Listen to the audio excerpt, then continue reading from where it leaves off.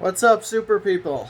My name is Aaron Oster. I am a #1 best-selling author on Amazon, and today we're going to talk about audiobooks, specifically ACX, the Audiobook Creation Exchange that's for Audible, and all of the recent problems they've been having, and if it's even worth it for you as an author to make an audiobook anymore. So with that said, if you could destroy that like button and subscribe, I would really appreciate it. I'm trying to get to 1,000, and yeah, I really would like more subscribers. So thank you so much, and let's get right into the video. So if you're an author and you have produced audiobooks in the past, I'm sure you've noticed that there's been a lot of recent controversy involving ACX and Amazon's Audible, and everything in this video I'm going to be saying is from my own personal experience and some alleged stuff with Amazon. I'm going to be sticking with the alleged stuff in some places, and with actual factual stuff in some other places.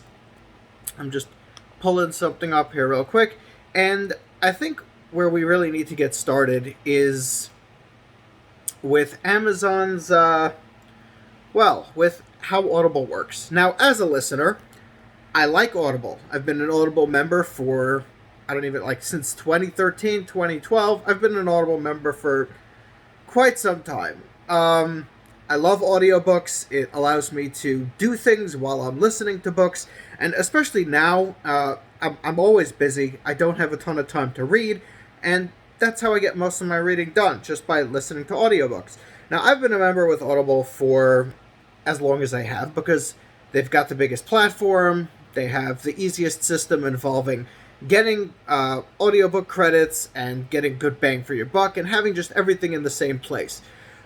It's very, very convenient, but as an author, someone who publishes books through Audible, there have been a lot of problems, and a lot of problems. And some of these problems have gotten to the point where they're just not acceptable anymore. I'm just trying to pull up my own account over here. So one of the biggest problems that they've had recently was in the reporting of sales. So I'm going to flip you guys around and show an email that I got, a couple of emails actually, that I got from ACX, and I'm going to explain exactly what happened. So here we go. And we flipped around. Okay, so as you can see here, they sent me an email. Dear, yes, that's my real name. Nobody can pronounce it. Okay, we wanted to let you know about a recent reporting delay that impacted your ACX sales dashboard. Due to a technical issue, returns data from September 25th to October 19th was added to ACX on October 20th. This data is normally delivered on a daily basis, and you may have noticed what appeared to be an increase in returns last week as a result. We apologize for any confusion this may have caused, and have confirmed that this data has since returned to daily delivery. In other words, ACX's website doesn't really give you any kind of returns data. And one of the biggest problems is that Audible actively tells people to go return books so they can go listen to something else. Honestly, you can return any audiobook for up to a year for any reason whatsoever. And Audible tells people to do this. Go ahead, return it. They have it as part of their, membership. Like, a benefit of their membership is that you can just return a book at any time, even if you listen to it all the way through and enjoyed it. You can return the book and use that credit to buy another one. And the biggest problem with ACX's website is it's not a great website. It's slow, it's buggy, they don't really give you any solid reporting data on how much money you're actually making. They're very behind on updating sales. And when I got into my ACX account and saw that I had lost several hundred audiobook sales, I thought that there must have been some kind of mistake. Like, what's going on? And then this email comes and explains everything, and I, like a whole bunch of other authors, then realized that, oh my gosh, they are just, the returns are astronomical. And it's getting ridiculous, because to start things off, right, ACX will take 60% of the royalties, just straight up. You know, on Amazon, you get 70% of the royalties with Kindle, which is good. But ACX, Audible, will take 60% of your royalties up front, just for hosting your audiobook on their website. They'll take 60% of your royalties. Now, at that point, you have an option to pay a narrator out of pocket and get 40%, or do a royalty split with your narrator and get 20%. So think about it this way, right? If you want to pay out of pocket for a narrator, any good narrator, will charge you between $300 and $500 per finished hour of audio. So if you have a 10-hour audiobook, then you are paying anywhere from $3,000 to $5,000 out of pocket for a 10-hour audiobook. Think about that. That is more money than I spend on an ebook. And I'm only getting 40% if I pay for it out of pocket. Now, with them actively telling people to go return books to get their money back, you're the one losing the money, not Audible. They're not losing a cent off of this because they make their money on subscriptions. Plus, they take 60% of everything you make. So, at the end of the day, you really have to wonder, is it worth it to keep going with them as an author? Again, as a listener, they offer you so many things, it's just hard to go with anyone else. I'm going to flip you guys around and show you another email. And this email came a bit after, probably trying to apologize and reassure the authors that everything is okay and everything is fine. So here we go. Okay, so this email said, we're writing to thank you for your patience and apologize for some truly unacceptable wait times as we review projects and respond to your questions. Basically, Audible, they take a monstrously long time to put audiobooks through. I mean, I had an audiobook take around 2.5 months to go up on their website after being submitted, which is absolutely ridiculous. Our audio QA team has been hit with some unprecedented waves of submissions that do not meet our guidelines, and we know that our efforts to work through these challenges have had an impact on you. We're sorry that some of you had an experience that doesn't live up to your and our standards. Here's what we're doing to improve our experience. We've expanded our audio QA team and support teams, increasing capacity to bring our processing response times down. We are once again making new projects submitted to ACX that meet our audio submission requirements available to listeners within 30 business days. Think about that. 30 business days after you submit something. That's what they're claiming anyway. They used to claim that it was 14 business days. They've upped it to 30 now. And we continue to adjust internal processes to make your projects available for sale even faster. We've also made some updates to our site policies to protect the community overall, so that content committed for ACX QA meets our guidelines upfront. We've worked to ensure these updates have the smallest possible effect on legitimate ACX creators. Then they give you this whole thing, and then, in their supreme generosity, they're willing to pay you an additional 5% of royalty sales in the month of December. Now remember, they're already taking 60% of the royalties. You're paying all the upfront costs. All they're doing is hosting it on their website. They are horribly slow. They give you no accurate information whatsoever. And now, through their supreme generosity, they are giving us an extra 5%. Honestly, at this point, personally, for me personally, I don't think I'm going to continue going through ACX. I've already been branching out with Soundbooth Theater. My latest release, Rampage, I've gone through them. They're exclusively on their website. That's where my audiobook is right now.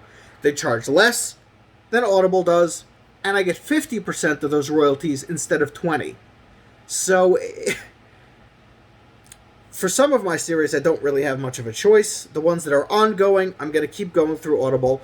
But for me personally, I am going to be trying other alternatives for future audiobooks. And if I see it's just not worth it, some of my books, I'm not even going to produce audio. And a lot of authors aren't producing audio either. For me, right? I sell anywhere between 1,500 and 3,000 audiobooks per month. So when you have hundreds of returns per month, that seriously starts to affect your bottom line. it's not just for me either. It's for my audio producers. They're losing a ton of money off of this too. Here, I'm going to flip you guys around, and I'm going to show you how much worse it's gotten. So here we go. Okay, so in the last quarter of the year, right? That would be Q3 of 2020. That would be, gosh, I'm so bad with the quarter stuff. The 3 months before this, let's see, we got December, November, October, so September, August, and July. I'm sorry. I'm so bad with this. Okay, so here we go. So in the last quarter, Q3 of 2020, I sold 5,744 audiobooks, right? So divided over 3 months. Hold on. I'm pulling up my calculator now so I can do this. I should have had the calculator pulled up already, but I didn't. I apologize. Okay, so here we go. 57.44 divided by 3 gives me an average of 1,914 audiobooks per month over the last quarter. All right, we're going to go back here. We're going to see last month's sales. 1531. Now, before all the returns came in, right? This is 10/1 to 10/31. I had around 2,200 sales. I lost, a serious number of audiobooks, seemingly overnight, from delayed returns data, like quote-unquote delayed returns data. And with Audible actively telling people to go return audiobooks, some authors are seeing anywhere from 40 to 60% returns on their books. And a lot of people are asking, like, hold on a minute, I've got an audiobook that's rated 4.7, 4.8 stars on Audible. Thousands of reviews. Why do I have a 50 to 60% return rate? It makes no sense. And this is the reason. Now, of course, with Audible telling people to return it, I'm going to say it's all alleged, right? This is allegedly, because I don't want to get sued. So, it's all alleged. But for anyone considering Audible, I'd say, as an author, it might not be worth it. It seriously might be time to start looking in other places to publish your audio. If your fans really want it, they'll go somewhere else. I mean, for me personally, I tell all my people, go to Sound Booth Theater. They have a big collection of their own audiobooks. They got some really awesome stuff on there, and they have it for really good prices. I'm going to flip you guys around to just show off their website, just because, hey, ads for me, and pretty awesome. Check this out, bud. So, Sound Booth Theater, through December 31st, is offering 15% off your order. Think about that, right? There you go. Use that launch 15 code. Check out and get 15% off your whole order. And look at this. They've got a ton of audiobooks. Yeah, there's mine right over there. And they charge the same amount for all of them, right? Rampage, my book, right over here, as you can see, it's 16 hours and 9 minutes. You can get it for $10 or 14 with music and sound effects. But you come over here. Let's go from Carrie Summer. Carrie Summers? Gosh, I am sorry if I'm butchering your name. She's pretty big in the Gamelit, community, but here you can see, same $10. So you will be paying pretty much just a flat $10 or $14, no matter the size of the audiobook. And, it's kind of the same as Audible, right? You for a credit, you can get an audiobook that's an hour long, or you can get an audiobook that's 50 hours long or 60 hours long. But over here, at least, you know that your money isn't going to some massive corporation who's actively cheating authors out of their money. So, I realized that this video wasn't exactly like all uppity and happy and everything, but I thought that for the people who haven't seen this yet, especially readers, consider what you're doing when you're returning a book. If you've listened to an hour and you didn't like it, it's okay to return an audiobook. But if you've listened to the entire book and enjoyed it, don't go returning it and thinking, well, it's only Audible. Because it's the authors who really feel the pain. So with all that said, I hope you guys enjoyed. I hope you got something out of it. If you did, I would appreciate it if you destroyed that like button. Subscribe to You can get 30 days of Kindle Unlimited for free. As a reader, Audible does offer you 30 days for free. And they'll give you a free credit for an audiobook. I honestly don't know how I feel about promoting them anymore. As a listener, I do enjoy them, but as an author, I just can't condone it anymore. Yeah, thank you guys so much for watching. Keep on being super. Destroy that like button, and have an awesome weekend.